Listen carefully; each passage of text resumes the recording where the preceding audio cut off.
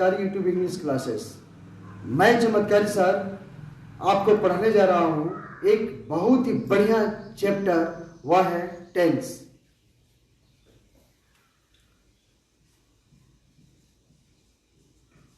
Tense का अभी हम देखेंगे एक फोटो नंबर 1 फर्स्ट देखते हैं। यहां 2 बॉक्स है, box A and box B, box A and box B, जिसमें पहले बॉक्स ए में एक फुटबॉल था, लेकिन अब यह फुटबॉल बॉक्स बी में आ चुका है।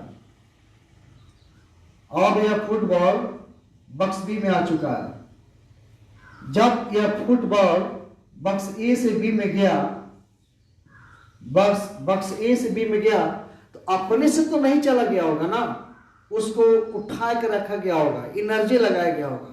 और जब भी हम किसी चीज में एनर्जी लगाते हैं तो उसमें चेंज होता है, इसमें चेंज होता है। मैंने इस फुटबॉल में एनर्जी लगाया, एनर्जी और एनर्जी लगाया तो इस फुटबॉल में चेंज हुआ, बदलाव हुआ और इसी चेंज बदलाव को हम वर्क कहते हैं।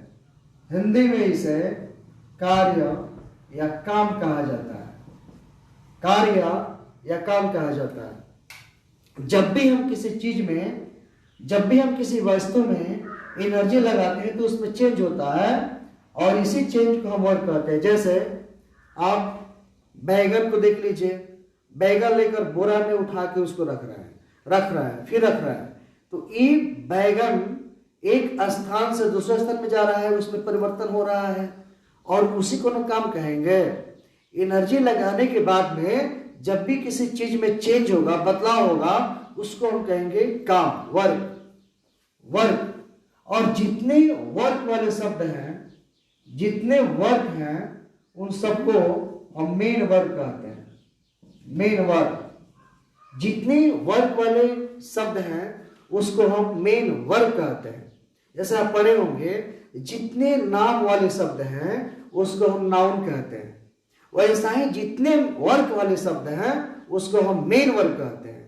और पूरी वर्ल्ड में कौन कौन ऐसे शब्द हैं जो मेन वर्क कहलाएंगे, उसको पहचानने के लिए, उसको जानने के लिए हम देखते हैं एक ट्रिक, जिस ट्रिक का नाम है चमत्कारी ट्रिक। उसके पहले हम जानेंगे एक वर्ड को, शब्द को। एक शब्द लेते हैं लिखना, एक शब्द लेते हैं लिखना। आप यहां देख रहे हैं लिखना, इसमें अक्षर कितना है? 1 2 3 4 5। और अक्षरों के समूह को, अक्षरों के सार्थक समूह को हम वर्ड कहते हैं। आप पिछले क्लास में पढ़े होंगे, अक्षर लेटर से शब्द बनता है, वर्ड बनता है। और यहां पर लिखना एक वर्ड है, लिखना एक वर्ड है। हिंदी में इसे शब्द कहा जाता है, हिंदी में इसे शब्द कहा जाता है। और वैसा शब्द जिसके अंत में ना हो, अंत में ना हो, अंत में ना हो, ऐसा शब्द जिसके अंत में ना हो, अंत में ना हो, और उसे कार्य करने का बोध हो, कार्य का बोध हो, कार्य का बोध हो। ऐसा शब्द जिसके अंत में ना हो, शर्त हुआ, शर्त। याद करिएगा, इसको देखिएगा, याद करेंगे, हम सीखेंगे, जानेंगे कि टेंस क्या है। वैसा शब्द, वैसा वर्ड जिसके अंत में ना हो, जिसके अंत में ना हो, अंत में का हो, अंत में ना हो, अंत में का हो, अंत में ना हो, ना हो। ऐसा वर्ड, ऐसा शब्द जिसके अंत में ना हो और उसे कार्य का बोध हो। 2 शर्त काफी जरूरी है। वैसा शब्द जिसके अंत में ना हो और उसे कार्य का बोध हो, उस शब्द को हम कहेंगे मेन वर्क। ठीक बना, उस शब्द को हम कहेंगे मेन वर्क। ऐसा वर्ड, ऐसा शब्द जिसके अंत में ना हो और उसे कार्य करने का बोध हो, उसे हम कहेंगे मेन वर्ब।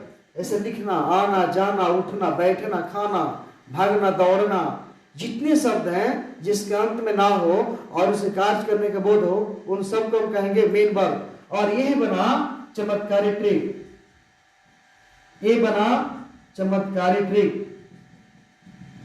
ये बना चमत्कारी ट्रिक।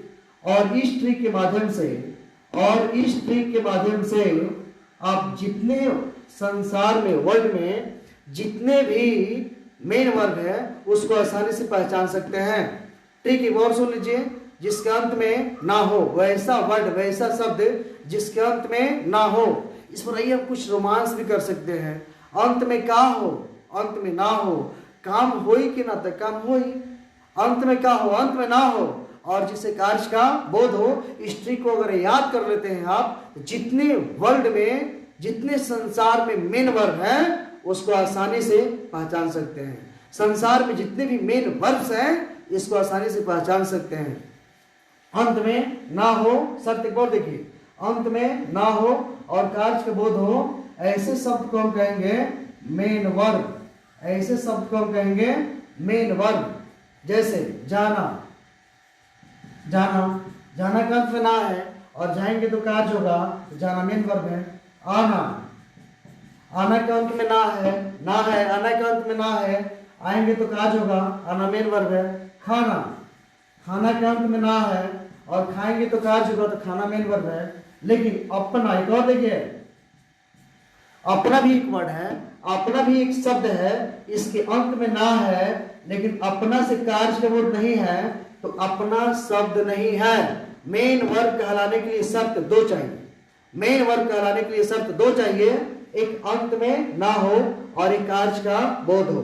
अंत में का हो, अंत में ना हो और उसे कार्य का बोध हो। का हो, आप बोलिए, अंत में का हो, ना हो, कार्य का बोध हो, उस शब्द को, उस वर्ड को हम कहेंगे मेन वर्ब, कहेंगे मेन वर्ब। और किसी भी मेन वर्ब को, मेन वर्ब का व्याख्या तीन रूप से किया जाता है। किसी भी मेन वर्ब का व्याख्या तीन रूप से किया जाता है। उसके बारे में जानकारी हम प्राप्त करते हैं तीन रूप से। वह है नहीं तो पास्ट, नहीं तो प्रेजेंट, नहीं तो पास्ट, नहीं तो प्रेजेंट, नहीं तो फ्यूचर। किसी भी मेन वर्ब के बारे में अगर जानकारी प्राप्त करते हैं, बातचीत कैसे करते हैं, उसके बारे में जानते हैं, वह रूप होता है तीन। वह कार्य नहीं तो पास्ट में हुआ था, वह कार्य नहीं तो प्रेजेंट में जारी है, और नहीं तो वह कार्य फ्यूचर में होगा, किया जाएगा। इसको हम बोलते हैं वर्ब फॉर्म, इसको हम बोलते हैं वर्ब फॉर्म, वर्ब फॉर्म क्रिया रूप, इसको हम बोलते हैं वर्ब फॉर्म क्रिया रूप।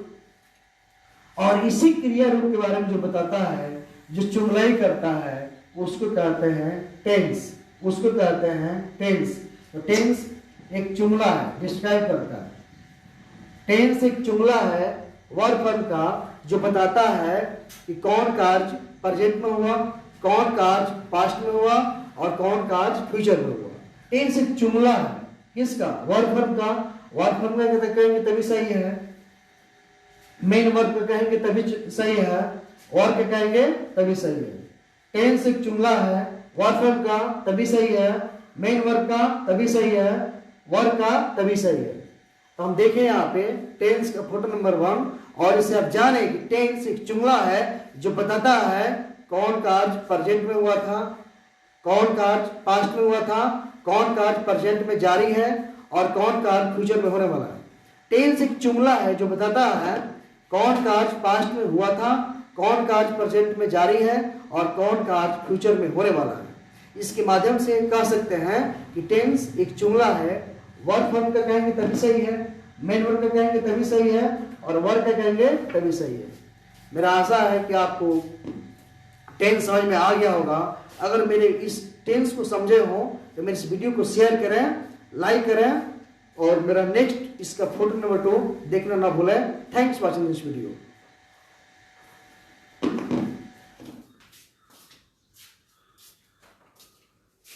हाँ।